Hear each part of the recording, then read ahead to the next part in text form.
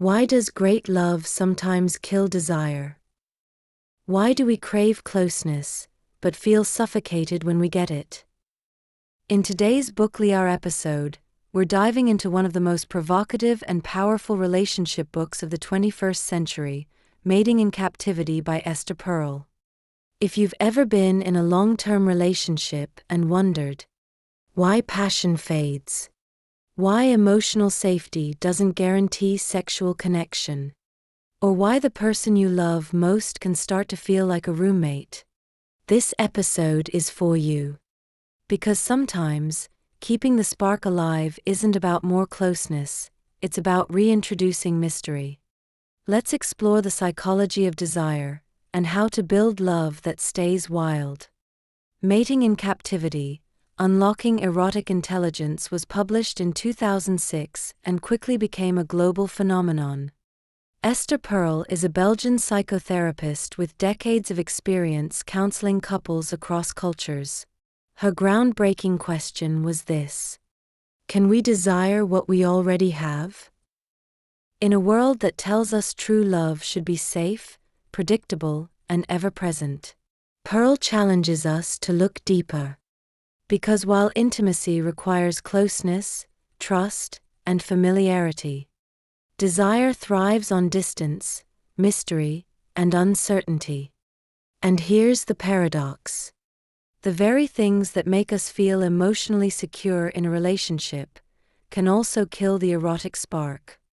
Perel combines real therapy sessions, cross-cultural insights, and raw truths to help couples rediscover passion, not by becoming more attached, but by becoming more curious. This isn't your typical relationship book. It's not about fixing what's broken, it's about awakening what's sleeping. Here are key insights and life lessons from the book. 1. Love seeks closeness. Desire needs space. We often believe that love and desire should always go hand in hand. But Perel explains they operate on different rules.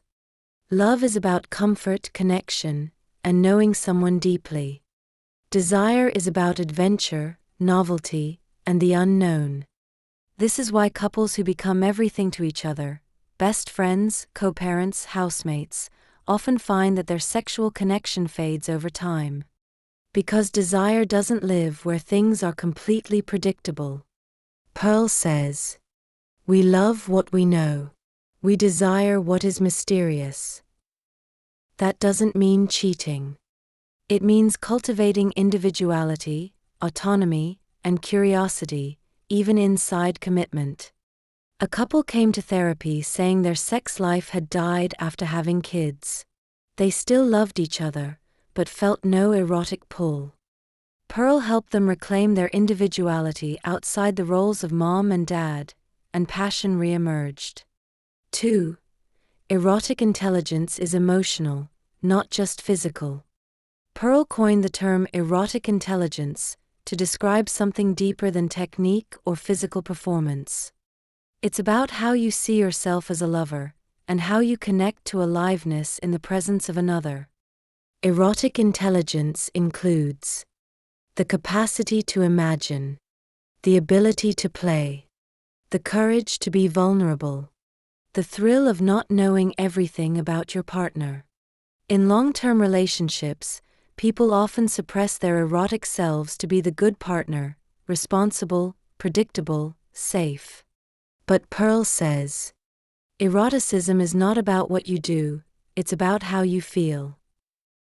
Reclaiming that erotic side isn't about being wild. It's about being free. 3. Passion dies when everything is known. We think knowing everything about our partner is romantic. But too much transparency can be suffocating. Desire lives in uncertainty. It's the space where imagination can breathe, where your partner surprises you, where you can long for them, not just rely on them. Perel encourages couples to reintroduce surprise and playfulness. Let go of the idea that love equals full access. Allow space for fantasy, mystery, and even moments of distance. Remember, when we collapse into one, there's nothing left to desire. This doesn't mean emotional detachment. It means recognizing that a bit of separateness can fuel connection. 4.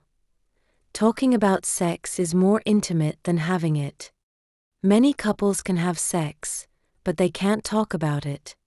Perel says real eroticism begins when partners feel safe enough to say, "This is what I want. This is what I fantasize about. This is what I'm afraid of."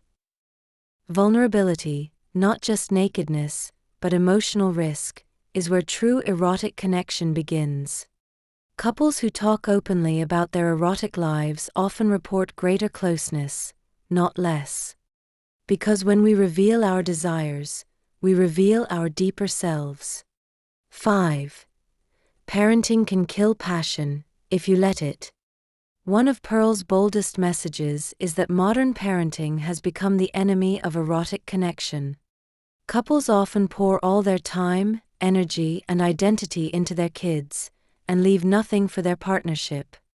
She says, "Today, children have replaced partners as the center of our emotional lives. The result? Romance dies. Intimacy becomes routine. Passion turns into partnership logistics." To fix this, Perel says couples must prioritize the couple, not just the family. Go on dates. Lock the bedroom door. Let the kids see that love between adults matters too. Because eroticism doesn't survive in duty.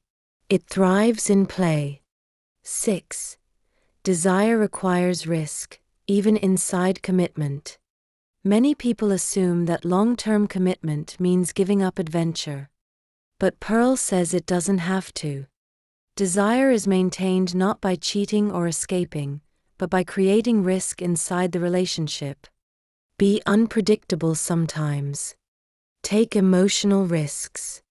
Show your partner a side of you they haven't seen. The happiest couples aren't the most stable, they're the most alive. Mating in Captivity doesn't give you sex tips. It gives you something more powerful. Permission. Permission to want more. Permission to be curious. Permission to keep the spark alive, not by settling for routine, but by reclaiming your wild, erotic, playful self. So if you've ever asked, "Why don't I feel that fire anymore?